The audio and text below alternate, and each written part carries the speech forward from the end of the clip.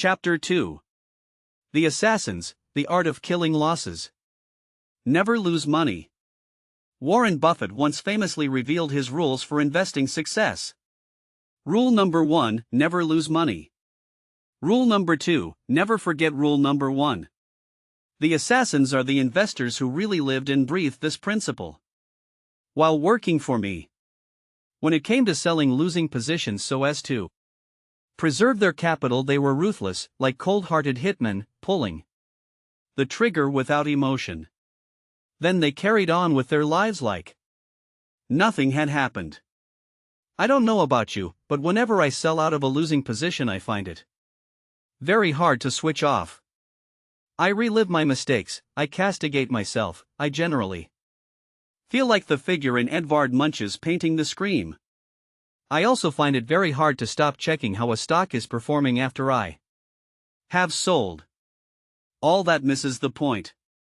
The point, as the assassins so clearly understood, is that drawdowns left to their own devices are ultimately what destroys wealth. As we saw in the last chapter, large losses make an overall positive return an almost impossible uphill battle. One should take positive delight in cutting them dead as soon as possible. Some notable fund managers take the same approach to losses as the assassins. Legendary hedge fund manager Stanley Druckenmiller once observed of fellow hedge fund legend George Soros that he is the best loss taker I have seen. He doesn't care whether he wins or loses on a trade. If a trade doesn't work, he's confident enough about his ability to win on other trades that he can easily walk away from the position. 19. The assassins, like Soros, understood that successful investing is about asymmetric returns. Phrased differently, winning is about ensuring the upside return potential is significantly greater than the downside potential loss. Despite what you might imagine, in reality we can all be as cold and ruthless as the assassins.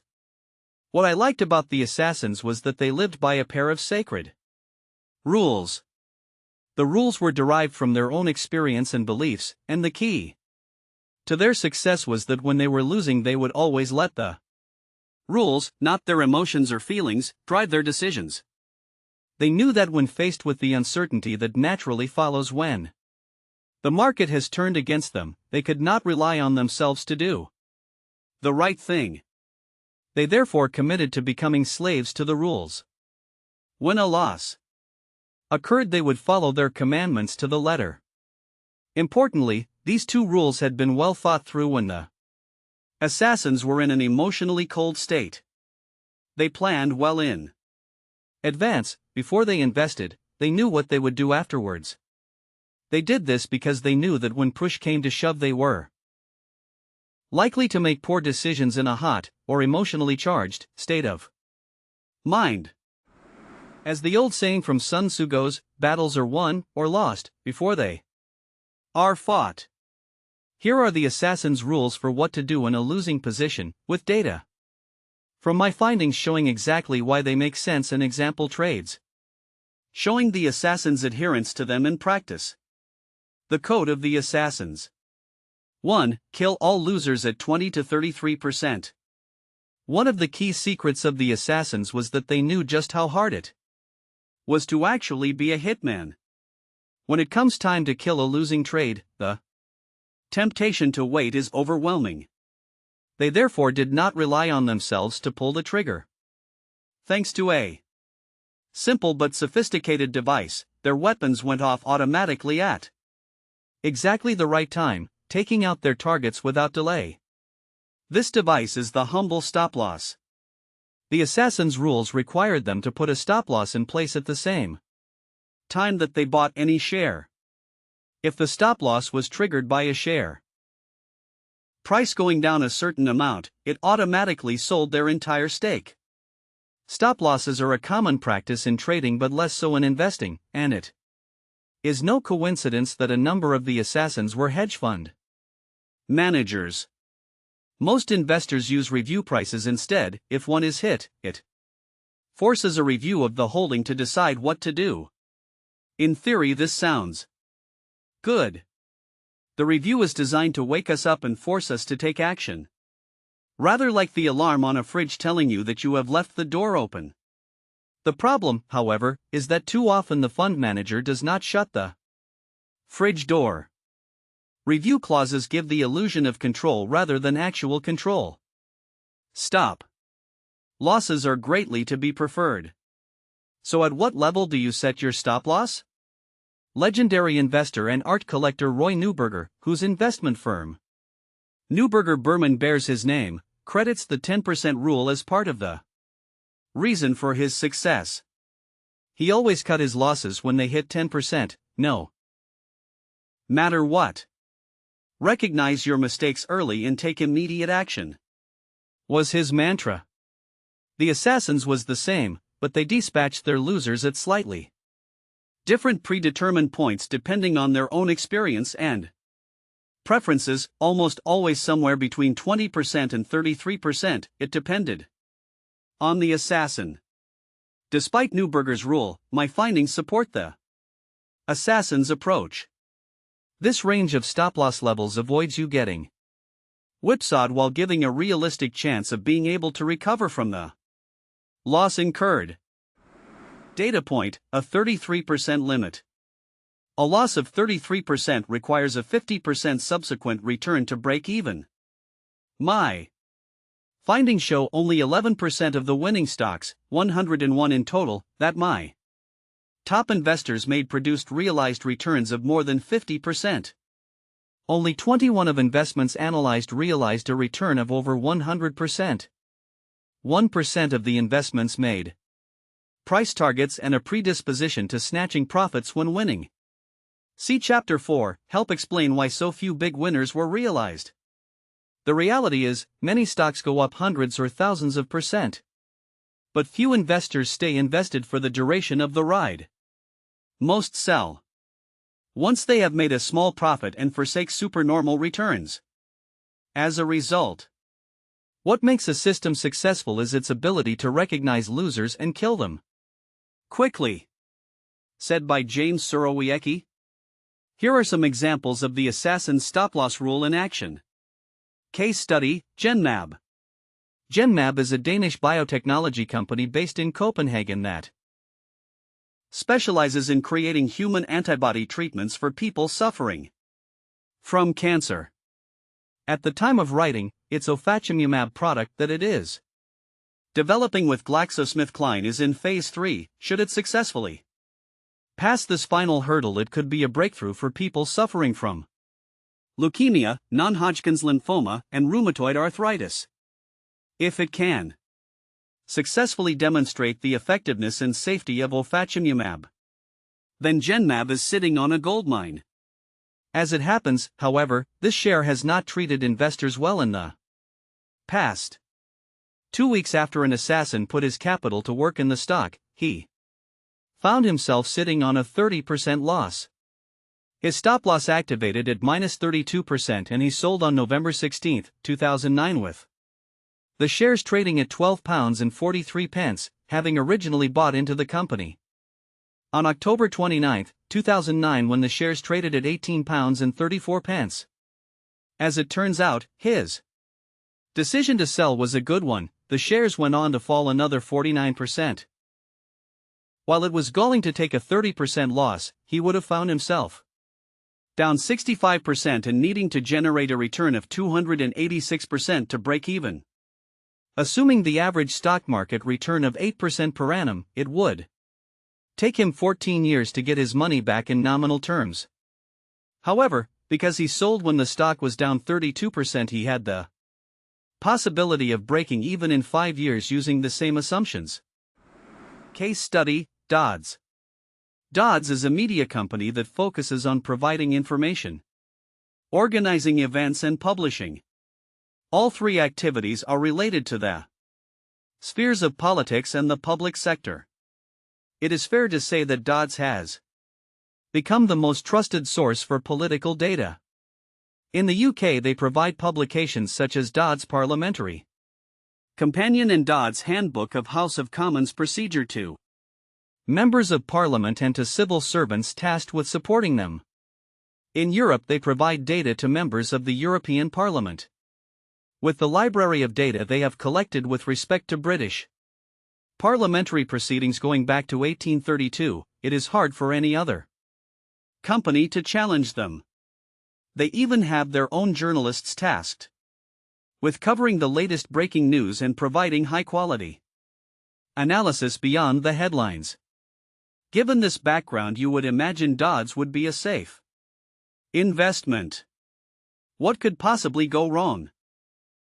One assassin bought shares in Dodds on December 29, 2006 when its shares were trading at 51 pence.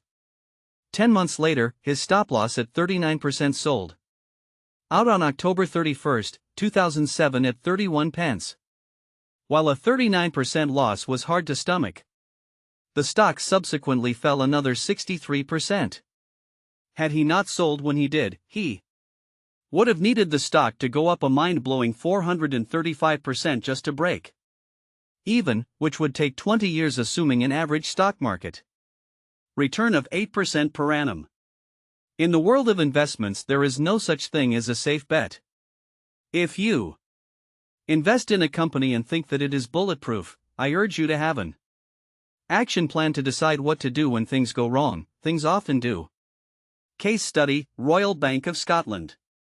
It should come as little surprise to find a bank stock amongst these case studies, given all the goings-on in the sector since the 2008 global financial crisis. In the UK, the Royal Bank of Scotland is one of the big banks. Indeed, it is one of 3 banks, excluding the Bank of England, permitted to issue UK banknotes. Sadly, nowadays the Royal Bank of Scotland has become synonymous with the credit crunch because it needed to be bailed out by the government, a source of anger for many in the UK. It was deemed too big to fail. At the time of writing, the government owns 82% of the shares outstanding, having been forced to recapitalize the bank in order to prevent a run on the banking system.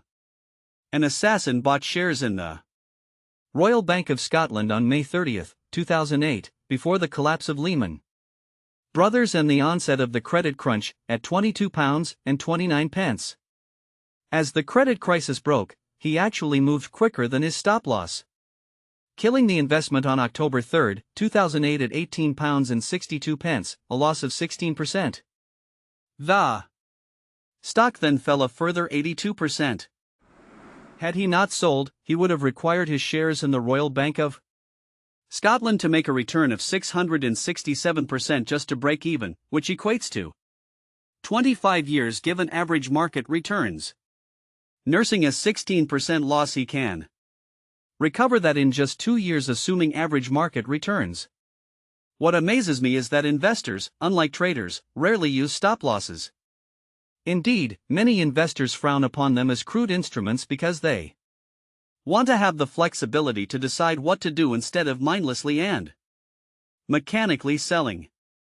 I believe investors overlook the beauty of stop-losses. They force action at a time when action is required. Data point: better off out. Of the 946 losing investments of my top investors, 557, 59%, made money after they were sold. In other words, 41%, 389 investments, continued to see their share price fall further. This might suggest that you should continue to hold on to a loser, because roughly 6 out of 10 that were sold subsequently went on to deliver positive returns from the point of sale. However, consider the following: of those 557 stocks, 205, or 37%, went on to return less than 20%, which may not have been enough for you to recover your losses. Overall, therefore, 594, 389 plus 205, or 63% of losing stocks went on to produce a return of less than 20% post-sale, with the majority of those losing money. As a result, only 352, 946 to 594, or 37% of stocks that had lost the investor money when he sold went on to return more than 20%. In conclusion, 2/3 of the time you are likely to be better off cutting a losing position. Part of this is arguably skewed because people tend to sell their winners too soon, something we'll look at later in the book. In other words, the losers could have realized greater returns than 20% had the investor held on to them. Human habits, however, mean writing big winners is very hard to do in practice. Rumor has it that legendary billionaire investor Paul Tudor Jones too tells everyone, losers average losers, so sell losing positions. Clearly with good reason. 2. Kill losers after a fixed amount of time. The reasoning behind the assassin's second rule is best summed up by the old axiom, time is money. Being in a losing position too long, even if the size of that loss hasn't hit 20% or more, can have a devastating effect on your wealth. This was something the assassins were acutely aware of. Why is this the case? The long-term annual return for stocks, depending on where you take the start and end points, is between 7 and 9% according to most studies. If you earn 9% a year on your investments, this would mean you double your money in 8 years. Let's assume you take out a mortgage and decide to invest a lump sum of money in the stock market to help pay it off. You make the assumption that you will make 9% a year and will therefore be in a position to pay off the mortgage in 8 years' time because your initial lump sum will have doubled in value. Sadly, in the real world, things rarely turn out so smoothly. In this example, you find yourself at the end of the second year with your initial investment down 10%. Not too bad, I hear you say. Only a 10% paper loss, and you still have another 6 years left before you need the money to pay off the mortgage. Unfortunately, even a small loss like 10% can have a significant impact. Given you now only have 6 years left to double your money and pay off your mortgage, you now have to achieve a return of 14.2% per annum to reach your goal, significantly above the long-run average return of the stock market. Despite these implications, you decide to stay invested. You reason that upcoming years in the stock market must give better returns than the long-run average because the previous 2 years have delivered worse than average returns. Another 2 years pass, at the end of which you haven't lost any more money, but you haven't gained any either. Your investment flatlined and your overall return after 4 years is minus 10% in absolute terms. I won't discuss inflation and how the likely real value has fallen by more than this. At this point, you figure that you are now due some good fortune, and to sell out would be wrong. You reason that you are only down 10%, so it's easy to make up the loss and get back on track to pay off the mortgage in the 4 years left. Sadly, you do not appreciate that to be able to pay off your mortgage in 4 years' time, you now need to achieve a staggering 22.1% per annum return. This is triple the long-term average return of the stock market. Good luck with that. The assassin's second rule was therefore to sell stocks which went down by any amount and showed no signs of recovery after a certain period of time. The majority drew the line at 6 months, but there were variations, as the following data point shows. Data point: professionals sell losers quickly. Analyzing the figures, 64%, 607 bad buys, were sold within 6 months of initial purchase, whilst 42%, 397 bad buys, were sold within 3 months. Only 17%, 157, of bad buys were held for longer than 1 year. Indeed, 99% of all bad buys were sold within 3 years. Stated more starkly, only 12 investments that were realized for a loss were held for longer than 3 years. Most professionals sell quickly. I am sure some of that is down to outside pressure from clients or bosses, but even a reluctant assassin is better than an unrestrained rabbit. Large losses kill you quickly, while small losses kill you slowly. The following are some quotes that echo the latter point in particular. The best performers force deadlines on themselves. Have a time stop. It is very hard to make up the lost compounding years. And Jesse Livermore, one of the wealthiest individuals in America at the turn of the 19th century, once said, "If it feels like a struggle, then you should get out." That sums up exactly the philosophy of the assassins. Don't sell too soon. It can be very tempting to take assassination to extremes and start cutting losses dead at 5, 10, 15%.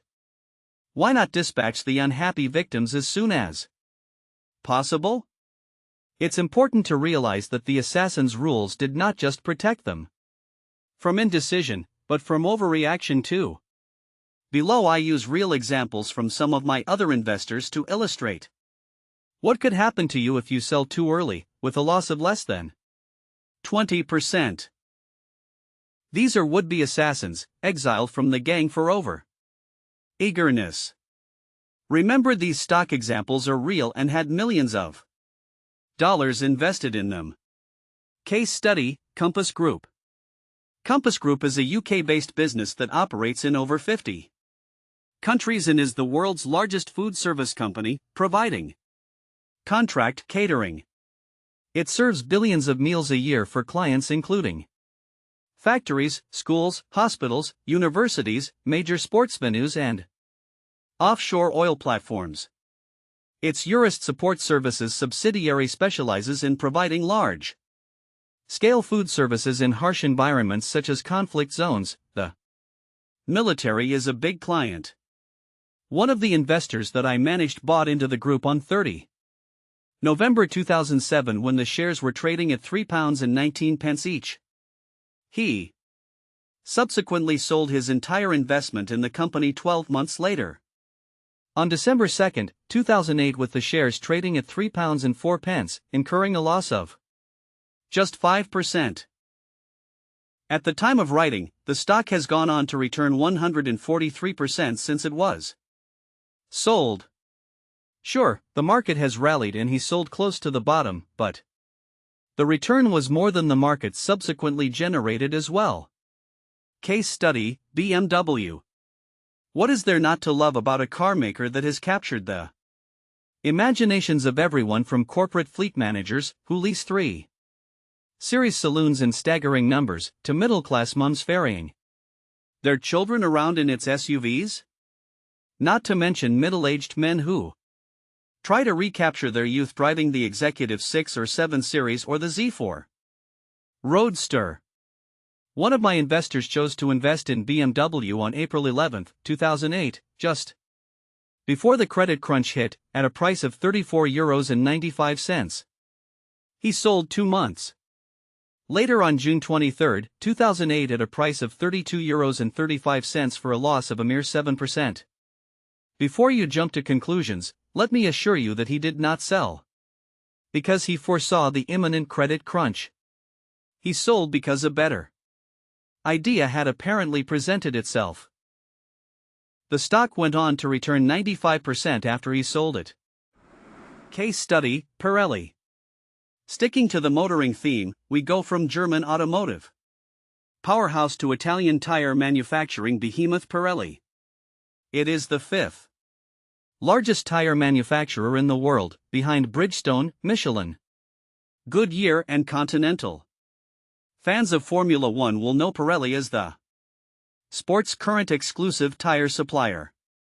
One of my investors bought a stake in Pirelli on January 22, 2010, with the shares trading at €4.61.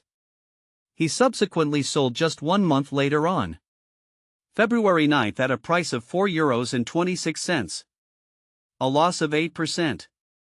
As you might expect, I questioned whether my investor had turned into a traitor given the brevity of his investment. Pirelli has gone on to return 103% at the time of writing. Case study, Rightmove. In the UK, everyone knows Rightmove. It is the default place to search if you are looking for a property to rent or buy. As a result, all estate agents advertise properties on it. This has resulted in Rightmove seeing its turnover increase handsomely year on year. It is basically the Google for British property searches. One of my investors bought shares in this company when they traded at £5.51 on November 13, 2009.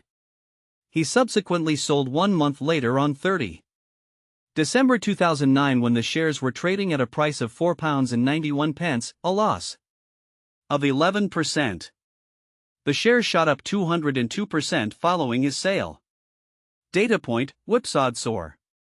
Of the 1,866 investments made by my top investors, 421, 22%, were realized for a loss of up to 10%. I discovered that 249, 59% of these went on to make money. This suggests that if you cut your losses after suffering a minimal loss, you are probably going to be whipsawed. Moreover, a 10% loss is something that is easily recoverable, even if you have a disposition to take profits when you have made a mere 20%. Be careful on your next investment.